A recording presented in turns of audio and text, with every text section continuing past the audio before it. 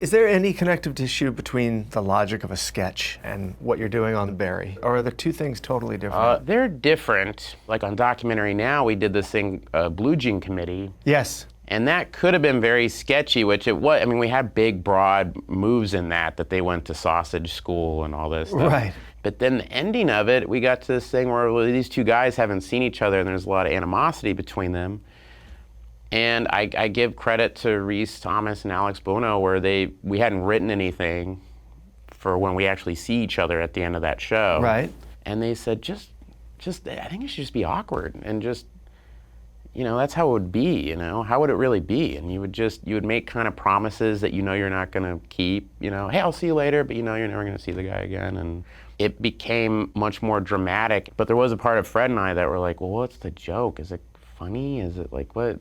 Like we're doing a funny show. Isn't the tone of this airplane, Naked Gun, And it was like, no, this is good. And they saw a thing I think I didn't even see. And so when I saw it cut together, I went, wow, that was really great.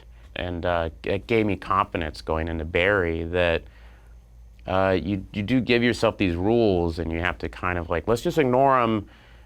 And HBO is a great place to ignore those things. They just were really behind it from the get-go. And the fact that we, in the first meeting with HBO, I said, the violence has to be pretty real, Oh, absolutely. It was never a question. Right. It was never, they saw cuts of the show and I would always go, oh, brother, okay, they're not gonna be into this. And they went, yeah, that was disturbing. Love it, And then on set, kind of an earlier question you had of, it is so hard to try to convince, because they do it for a living, stunt guys when they get shot, they do the dance thing. Right. When they get shot. They make a meal of dying. They go, blah, blah, blah, and they fall down.